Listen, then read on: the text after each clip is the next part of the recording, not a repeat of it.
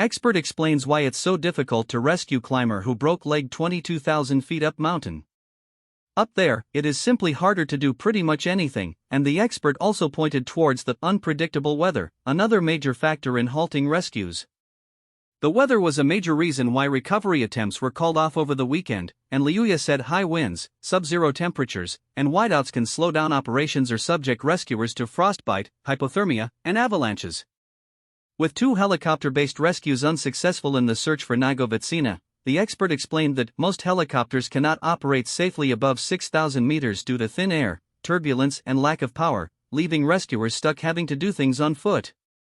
During Lliuya's rescue operation in Peru, they did not have a helicopter capable of flying beyond 4,900 meters, which limited what they were able to do.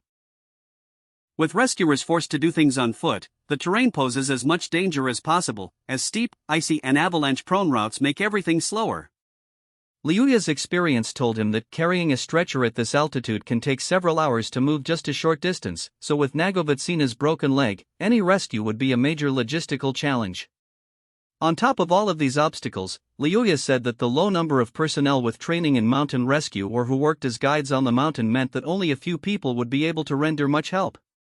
He said, in many cases, these combined factors sadly mean that rescue attempts become nearly impossible without jeopardizing additional lives. Each mission must carefully balance the ethical duty to attempt a rescue with the very real risks of severe injury or loss of life for rescuers.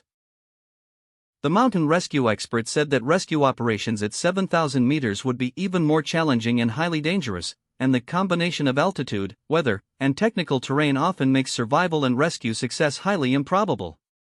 The tragic situation involving Ms. Natalia Nagovitsina illustrates the extreme complexity and risks inherent in high-altitude rescues, he told LA Bible. When climbers attempt to provide supplies at such elevations, the dangers are multiplied. Exhaustion, hypoxia, and severe weather conditions put both the rescuers and the victim at very high risk, as sadly demonstrated by the death of one of the rescuers. The helicopter operations also highlight one of the biggest challenges: most helicopters cannot operate safely above 6,000 meters due to thin air, turbulence, and lack of power. At altitudes around 7,000 meters, stability is nearly impossible, and poor visibility only increases the risks of accidents, as shown by the crash and the failed attempts.